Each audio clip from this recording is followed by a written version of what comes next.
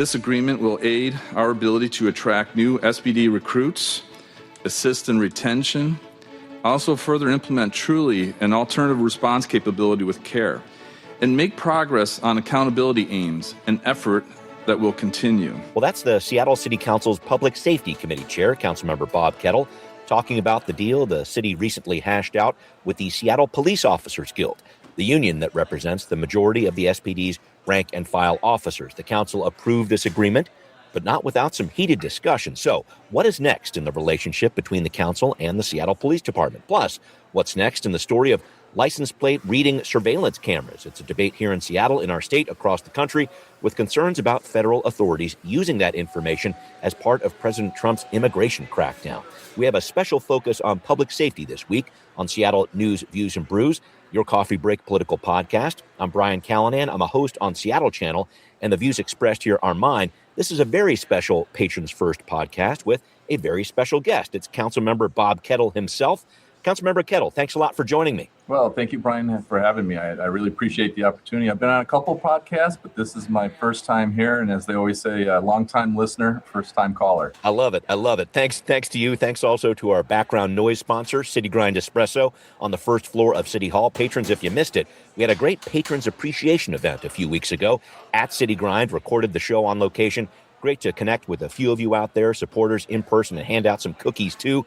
If you want to be a supporter of this program, become a patron. You'll get shows like this one first before anybody else. That starts off at just $5 a month. We offer Patrons First podcast, a special Seattle News, Views, and Brews decal, and also work on answering your local political questions too. So go to Patreon online, support Seattle News, Views, and Brews. Thanks also for watching this podcast on Converge Media. The video version is on Converge Wednesday nights at 7. All right, time to get going. Time for Right Here, Right Now. Councilmember Kettle, let's start with surveillance cameras, because you contacted me after I discussed some of these concerns about these cameras on the podcast with my co-host David Croman. As it turns out, a number of cities are turning off or delaying the implementation of these cameras around our area on the east side. There was an ICE arrest in Redmond that led officials there to shut down their traffic camera system. Then you have Linwood, Stanwood, Cedro-Woolley, Olympia, plus Skamania County to the south of us all saying we're turning these off. A big concern here, a Skagit County judge recently ruled that the footage from these cameras is public record. Many jurisdictions are concerned about this, I know.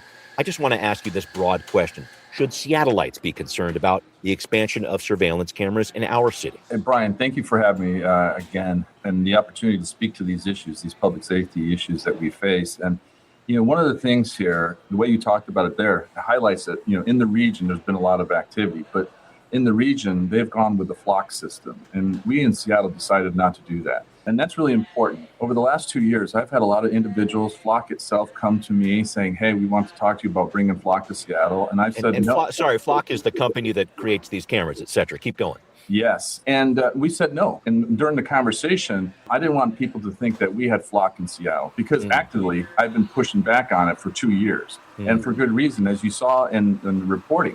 When I read in the paper about, they forgot to toggle a switch, I was like, oh my God, boy. Yeah. This is not good. In contrast, we don't have the Flock system. We have our own system, had unique Seattle pieces to it right at the get-go.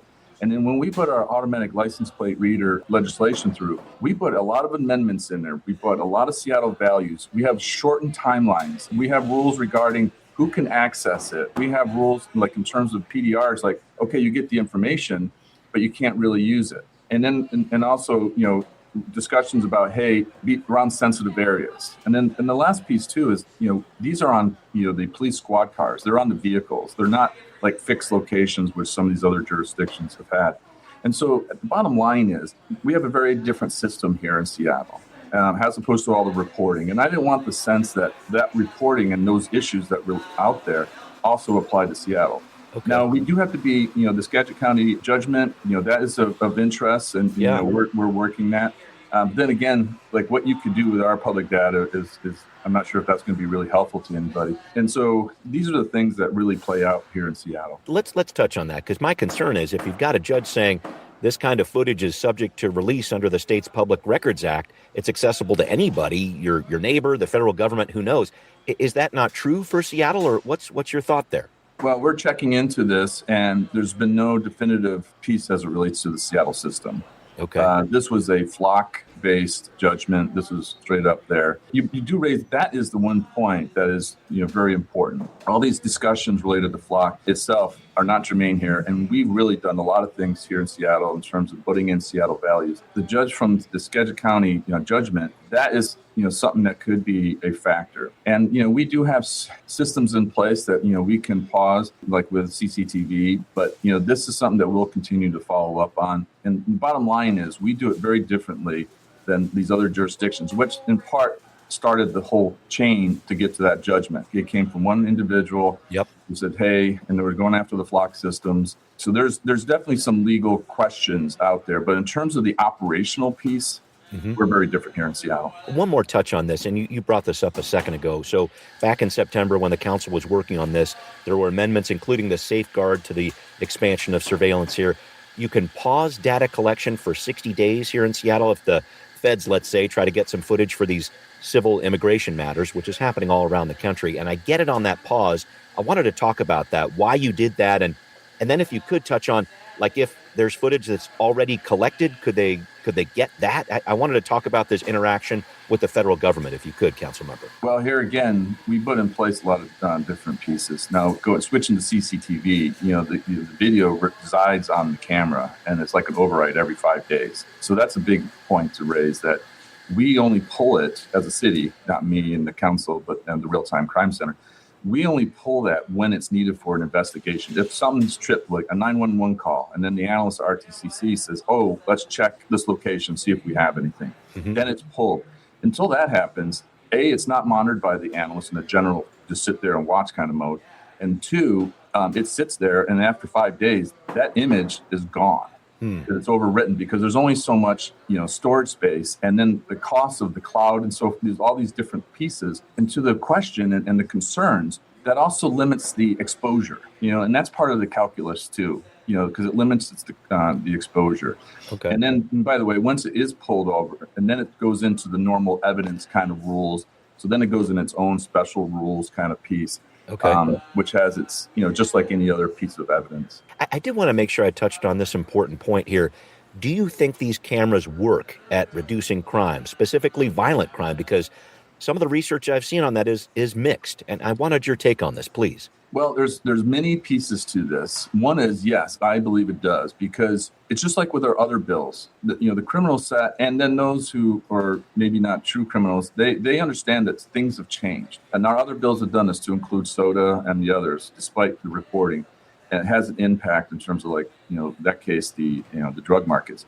This also has an impact in terms of letting them know that the climate, as I've said before, the permissive environment, is being adjusted, it's being tackled. What this also does, and this is very important, it also aids in the prosecution. When somebody gets arrested, going through the judicial system, picture's worth 1,000 words. And then separately, and most importantly, I wanted to end with this, it allows the capture, the arrest. Like, we just recently had a 70-year-old woman get struck with a bat with a screw at the end of it. Right. And within 5 minutes, because he just happened to be doing it downtown and, in our area where we have the CCTV, he was caught. 5 minutes. So here's the question to you, Brian, and to the community. It's like, if he's going to do that to a 70-year-old woman right there, and he's still in his state, 7 minutes later, he could have struck another person. You don't do it ahead of the, that would be like Minority Report. Right. He had already been identified striking that 74-year-old woman. Okay. And you've seen, like, on Aurora, it's been really helpful in Aurora, dealing with the challenges that we see there. Okay. And in Belltown and other places where we've had it. I guess help me out with this, because this was such a contentious debate for the council. There were a lot of folks from the ACLU saying this is going to be an invasion of privacy. But at the same time, you had a lot of people from different neighborhoods who were saying, yes, we want this. I think there's a real balancing act here. And I just wanted you to touch on that, because I don't think this was a simple decision. Yep, we need more cameras and off we go. Can you talk about that process, please? Your key word there, Brian, is balancing. Because a lot of people would say, oh, everybody's against it. I will tell you, no, that's not the case. That I've seen that in District 7.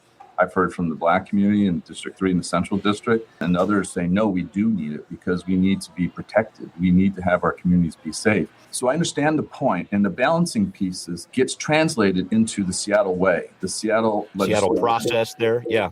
Yeah, because, and going back to ALPR, the automatic license plate reader, ours is so very different than all those other jurisdictions that you reported before. And what it does, it reflects this balancing act. It reflects the input that we got from the ACLU of Washington, but also takes in the impact from the neighborhoods and the communities that are suffering from the crime rates that we're facing. And then we also put pieces where it's solely focused on the public right of way, the roads and the sidewalks. I've seen this myself where they pixelate, like if they come up and there's like an apartment building, that gets all pixelated out. Its focus is only on the street and the sidewalks. Okay. And so we built these pieces in because of that balancing piece that you talked about, Brian, because contrary to some, I do listen to all those pieces, and working with my colleagues, we do factor it into the amendments. I work with my colleagues to bring amendments in and to address those kind of issues. And help me, I want to make sure I ask you this question too, because it was brought up during some of this debate, the concern that if you put these cameras in certain neighborhoods, wherever you want to put them, it might lead to over-policing in those areas, might lead to profiling in those areas, things of that nature. Can you help me out with that part of it, please? I've heard from people from those communities, and they say they want it. And so this is where, if that's the issue, then talk to me about working with Chief Barnes in terms of changing the culture, changing the processes where, that we have in terms of what they do in terms of stops. We've been doing that and we've improved. Are we there yet perfectly? No. This is a human nature, human world that we live in, and mistakes can be made, but we're moving it. So we need to fix that. Looking away from what technology can do, particularly in the area where, we're so understaffed, we're not achieving our mission. We're not creating that safe base. We're not creating a safe community. And if we don't have that safe community, then businesses fail, neighborhoods fail. We don't get revenue. So in the long term, we're not dealing with the challenges that we face in terms of trying to show that compassion to those in need. And it's interesting, by the way, like before the legislation, before the vote, I mentioned about being in Uptown. I'm like, I just talked to 24 people who wanted it. Yeah. Well, 2 weeks ago, I'm in downtown, right near Third Pike and Pine. I'm in a group, a community group, a neighborhood. And they're like, hey, we know where the CCTV is.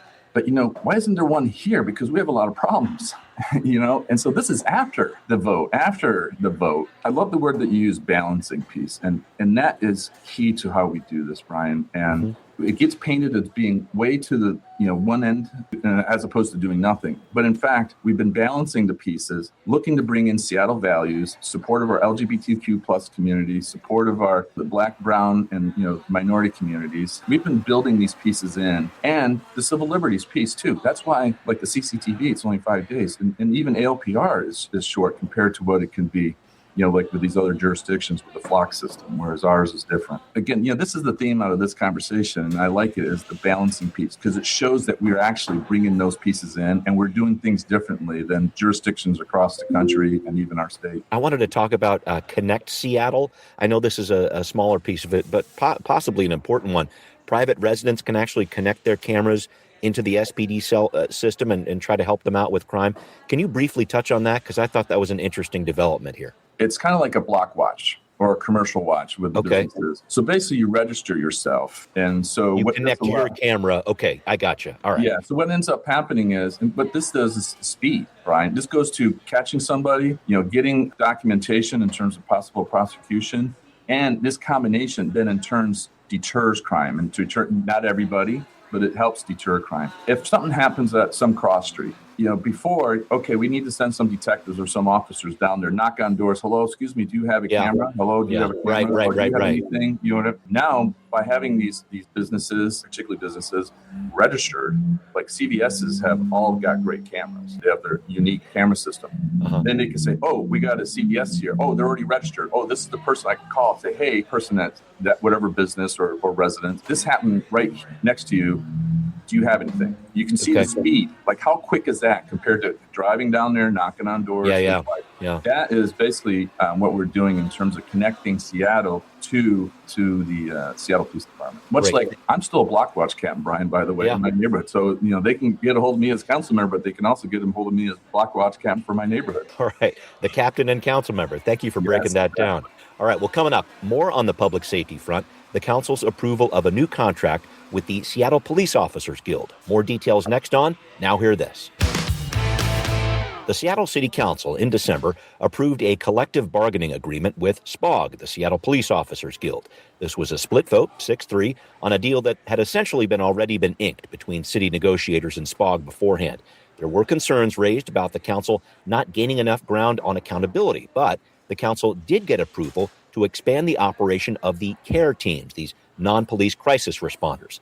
I talked with outgoing council president Sarah Nelson about this expansion on the latest episode of City Inside Out Council Edition on the Seattle channel. And now, not only can the department hire adequate number of people, as long as the money is there, they can be dispatched alone to respond to people in crisis, and that was the huge win in this contract. Councilmember Kettle, I wanted to start our discussion on this with the expansion of CARE that was agreed to, because that does sound like a big deal. What kind of change do you see happening with the CARE team personnel doubling from 24 to 48 members going citywide here? What's that going to do in terms of public safety? I think it's going to make a massive change, and bringing them into their permanent status and for their ability to be dispatch, solo dispatch for those calls, those person down calls, those persons in crisis calls. This is part of the challenge that we face. And I've seen recently an uptick in terms of those individuals who are in crisis on our streets. And, we're trying to work with the Unified Care team and so forth and others to engage these individuals. But having trained professionals, everybody at CARE, has the degrees, has this background to engage those challenges that we see that don't require a police response. It's not a criminal in a sense. It could transition to that. And so having CARE there first could help, avoid that kind of escalation. It's about treating the issues early and at a lower level. And this is what allows us to do. And it also then allows the Seattle Police Department, in my view, to focus on their main missions, which are first violent crime, but also property crime. Right. That's an important part of this. And can you talk about this whole idea of solo dispatch of the CARE team? I know this is a very important part to this. The teams would not have to go with police in some cases, freeing up cops to do what they got to do. But their ability for these CARE teams to do that is limited somewhat. If there are drugs there, drug paraphernalia, police have to be called in. If the person in crisis is not in a public space, like they're inside a building, that means dual dispatch. If there's a homeless encampment, police need to be called in. It just feels like there's a number of restrictions here for this solo dispatch. First, you should note that before we had dual dispatch, and the area that CARE looks at is priority 3. The challenge is that because of the priority 1 and 2 calls, SPD was not there to be available to attend to those priority 3 calls. There's enough work, body of work, as they say, for CARE to go out there with individuals who are in crisis to keep them quite busy. Now, you do raise some good points, like inside of a home and like partly that was done, and we're not part of the active negotiations, but I can tell you that police officers themselves are concerned when they go into a home because they don't know what they may run into. If it's a domestic violence piece, you don't necessarily know. There may be individuals with weapons of some sort, and that creates a lot of issues. So, going into a home, that kind of situation, as you mentioned, that could be problematic. That is done for the safety of the CARE personnel. But again, the body of work that's on our streets right now is so dire that they will be kept quite busy with those individuals who are in crisis that are outside on our streets. I did want to make sure I asked you, though, can CARE be as effective as you want it to be if they're not able to use their own judgment on these cases, et cetera? I feel like that's a nagging concern with this. You want this program to be great. Do they have enough ability to do that is kind of my bottom line here. It's a work in progress, Brian. Yeah, One of the things I say all the time, and I said this last summer, because I've been through this in my prior career, both on the military side and the intelligence side, you go through these big changes. When I speak to this area, by the way, more generally, I just say alternative response. We have CARE, but then we also have the mental health professionals, the CSOs, the community service officers, and the POET, the public and the engagement teams, and SPD. We have Health One and I was going to say, buprenorphine and all kinds of things, right? And they've been doing great work. And now we can really ramp up CARE, not fully to your earlier question. Yeah. And then we're going to look at this. And then there's no doubt that we're going to have to make some adjustments. And I'm okay with that, because what we really need is a lessons learned kind of culture where, hey, this isn't quite working. We need to tweak and do this. Okay. And then we need to make these adjustments. And then maybe we partner, because, fire does a lot of engagement work too. So it's like, hey, let's look at this and what are we doing?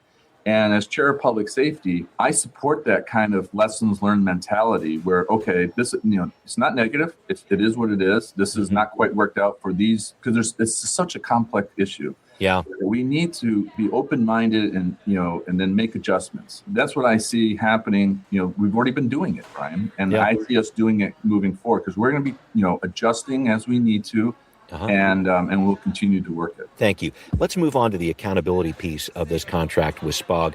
You said recently this contract made progress on accountability.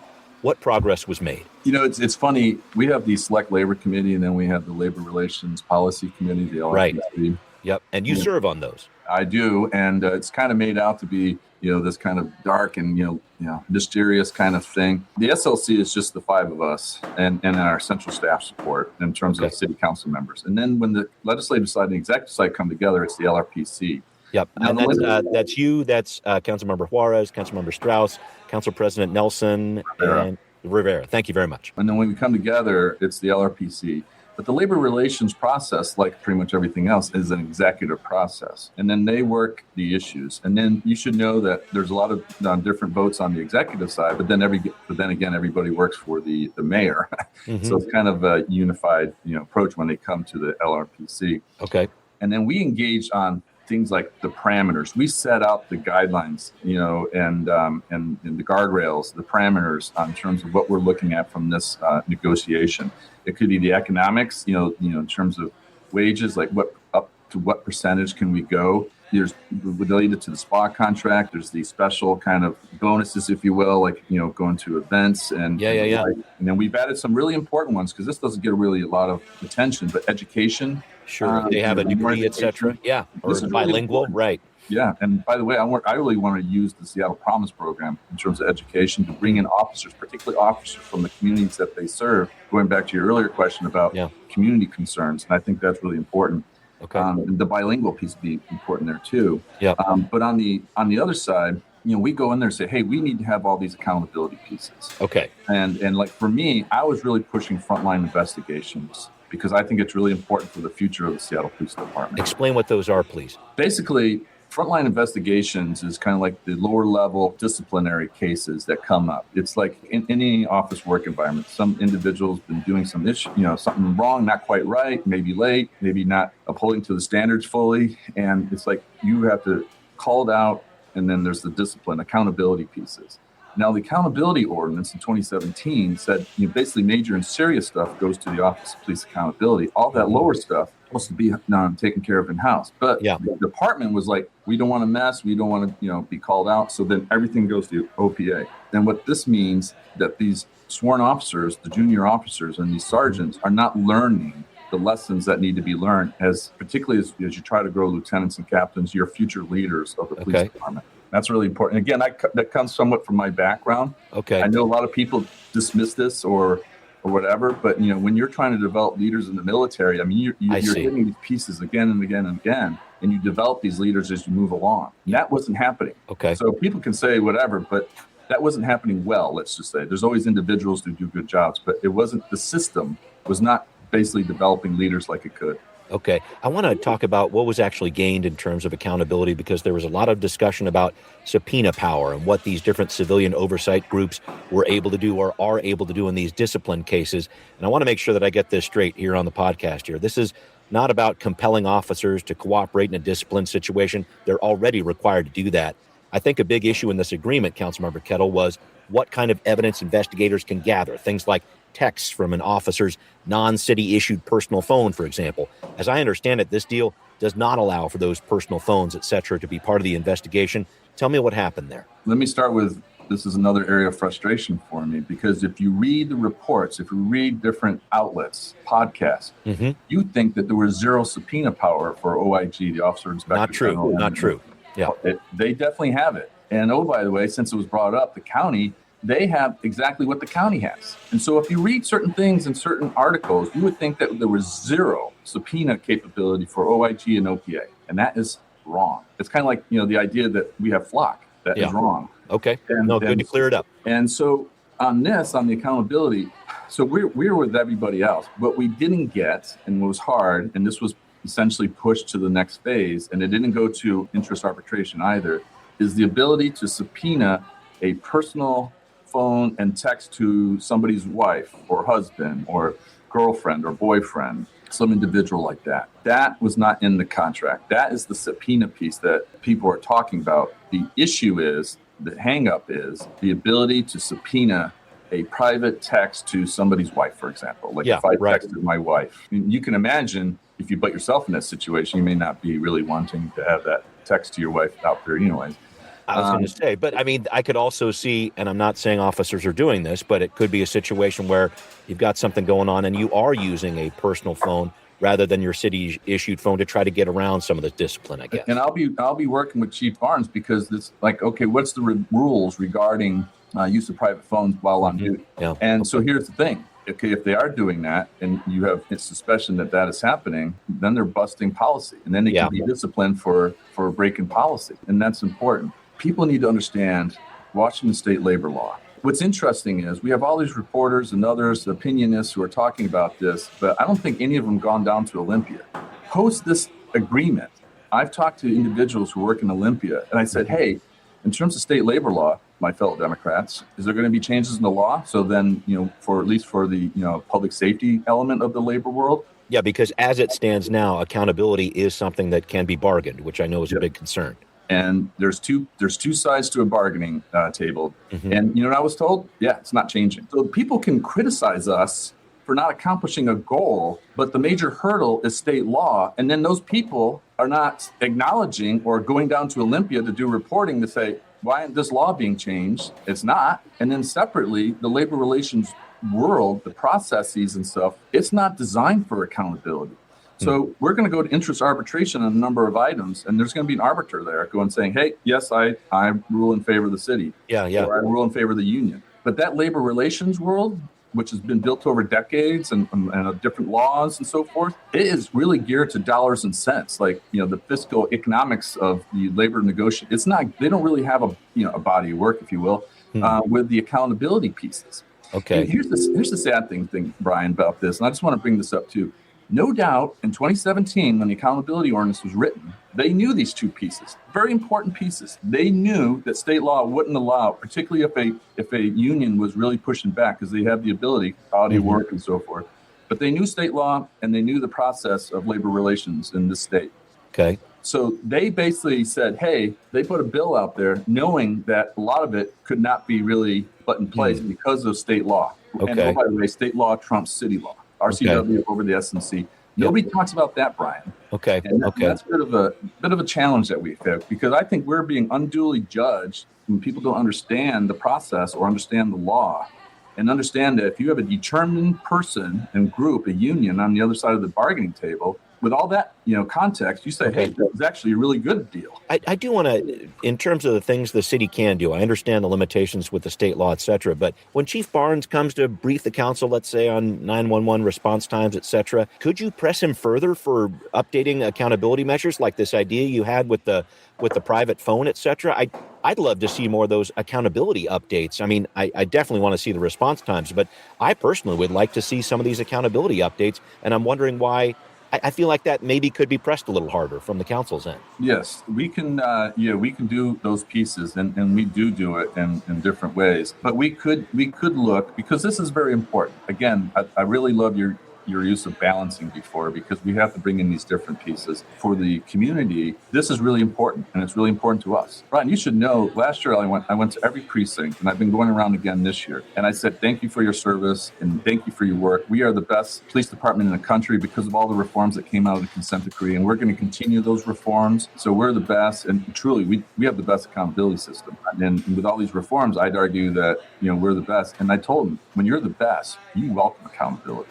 Like, I represented the greatest Navy in the history of the world when I was a naval diplomat in Moscow. I'm like, okay, accountability, bring it on. So that's my mindset to it. And so I'm happy to engage, and I have been engaging. I have these general conversations. But to your point, yes, it's going to be hard to look at I won't put this paper up. This is my SPOC parameter list in front of me. I know better to then show it than somebody can do a screen. No, I don't want to do that. Capture, But we'll work these pieces. And I think Chief Barnes is doing a great job in terms of engaging with community policing. That kind of work goes to accountability, because when you're meeting these people, you're becoming accountable to them on a personal basis, on a human-to-human basis. And so I will take that, and we'll follow up maybe with another podcast. City Inside Out could be.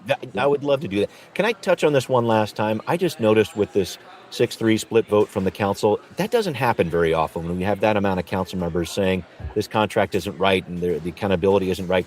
I'm just trying to move forward because I know having a good relationship with the Seattle Police Department was a key reason why you ran for office, I would say, just to improve that from a city council perspective. Do you think that vote changes that relationship? Does it hurt that relationship? I just want to talk about the relationship between the council and SPD going forward. What's going on? No, I don't think so at all. I don't think so at all. I recognize that my colleagues, had principal positions and they're frustrated, but everybody here knows, like the points that I made, those 3 points, and I'm glad for the opportunity to put them out there, that they know that this is a difficult place. We all know that, like I said, alternative response, particularly care, there's going to be adjustments, and we're going to be, a little bit trial and error in terms of like seeing what works, and again, having that lessons learned mentality. 2 weeks ago, I was down at Southwest Precinct, and they all know Councilmember Saka. They have a strong relationship with him. And I don't think, his vote on this SPOG bill will make any difference.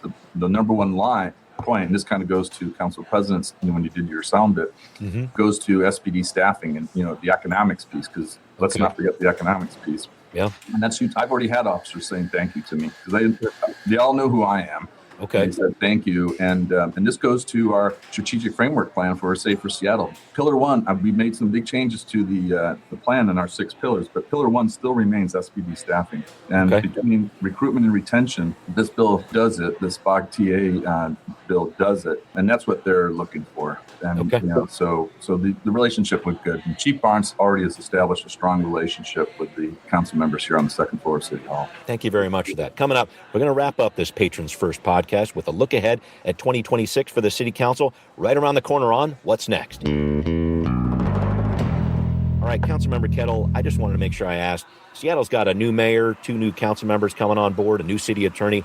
What's it going to be like for you working with them? Do you think you're on the same page? Talk to me about what's happening in 2026 here. Yeah, I'm optimistic, Brian. I've already met with Mayor Wilson in person. I've had a phone conversation yesterday. I met over coffee with our deputy mayor, Brian Surratt. I texted everybody after the election in terms of congratulatory texts, and I've been texting those that did not win. I'm having coffee with Councilmember Foster tomorrow. I did so before with Councilmember Lynn, and I will be meeting with City Attorney Evans as well. And people ask me all the time, what are you going to do different? Well, I'm not going to do anything different in the sense of we still have our mission, our vision, our plan. We're working forward. And part of what we do is engaging. And so we're going to engage with Mayor Wilson's team, just like I said, and we will continue to do that, offer input on different things as related to public safety. In a lot of ways, we're going to be the transition. We're that connective tissue between the 2 administrations as relates to public safety. Okay. So we'll be definitely there to assist if they have any questions. Say, hey, what's up with this issue or that issue? We're there to engage. And I think this is good governance. And I've done this in other areas, and I said this to Mayor Wilson, hey, I'm here to help the city. Okay. You are our mayor. I'm here to what I can do to help you as an individual or as an organization, your administration, to set it up for success. How can we succeed? Ultimately, that's what's important. Yeah, and you don't think your political stances are so different you can't get along? I know that I'm talking about some things. I don't want to talk about my conversations, but I said to her, for example, that hey, I know there's going to be areas where we disagree, just like I disagree with Councilmember Rink on some issues, as you know from our votes. Yep. But there's other areas where we're working really close together in a professional, collegial way, and that will be the same. And I said, actually, there's probably more overlap than you think here in public safety, and she agreed with me on that point. And so I take that positive. And I really appreciated her statements on the SPA contract. I appreciated her statement on the 4 public safety leaders in terms of retaining those 4. Keeping them around, right? Yeah. Fire, care, police, and OEM, emergency management. Big. Yeah. So these are all positive things, Brian, and I can definitely work with her and her team. And again, there's going to be areas where we disagree, but we have a strong plan. We have a strong program, Brian. We passed 36 bills in this term of the council. These 2 years, we passed 36 bills, really important bills, from staffing bills, go into that piece, including the labor agreements, but also things related to the consent decree. That was huge. Technology, very important. And then after hours establishments. Nuisance properties. That is making a huge difference in the districts that are suffering from gun violence, Brian. Vacant buildings. Chief Scoggins has done incredible work. That was our first bill in terms of taking down those problematic public safety challenge buildings that dotted our city. Incredible work. And we can continue doing that with the Wilson administration. Thank you. Just one last piece to wrap up. Priorities for the new year for you personally. I was talking with David about it. It was getting the Mariners into the World Series, but I think you've got a longer list than that. Well, I do. I still have my 3 strategic priorities of public safety, the port, industrial maritime enterprise, and then, of course, the issues that are near and dear to District 7's heart, the parks, the streets, and so forth. Sure. But having another Super Bowl come to Seattle, that could be on the list. That's okay. We got to get the Seahawks first, right? Yeah. Right. Yeah. Well, okay. We're in the season, and then coming around next year with what should have been our MVP, Cal Riley with the next year of the Mariners, because that was an unbelievable season. No kidding. And he should have been. By the way, as a catcher, people understand what it takes to be a catcher. He definitely is the MVP. I think about when I was a kid, like Johnny Bench. Oh, right. And Cal Riley was incredible. God bless Aaron Judge, and he's a great player, but he doesn't have the same demands on him like Cal Riley does. And it was a great season. It was even great for me, Brian, because I got to throw out a ceremonial first pitch. That's a big deal, right? That's super cool. That's super cool. And then, of course, we have the Kraken. And can I give a shout out, by the way, because I'm really looking forward to seeing what the Seattle Torrent can do, our women's professional hockey team. And as you know, I'm a big Storm fan. As a girl dad and so forth. I love the Storm, and I'm really happy having the Torrent here. And, their opening night was unbelievable. That's awesome. That's awesome. Councilmember Bob Kettle, thank you so much for joining me here on the podcast. Well, thank you very much for having me, and I appreciate the fact that I've finally got onto this podcast. It really means a lot to me. Thank you so You much. will be back. You will definitely be back. Thank you so much. And I'm doing it with my City Grind coffee, too, by the way. Oh, there you go. Give them a shout out. I love it. That's our background noise sponsor, of course. Thank you, Councilmember. Thanks to everybody listening to Seattle News, Views, and Brews for this Patrons First podcast. Very glad you could join us. This is where you can always find out what's brewing in local politics. If you like what you're hearing and you're not a patron yet, please support the show. Head to Patreon online, find Seattle News, Views, and Brews. You can hear this podcast on Apple, Spotify, wherever you listen, we're there. Thanks also for watching on Converge Media, and we will see you next time. Seattle News, Views, and Brews is an independent production of Callanan Media Services. Copyright 2026.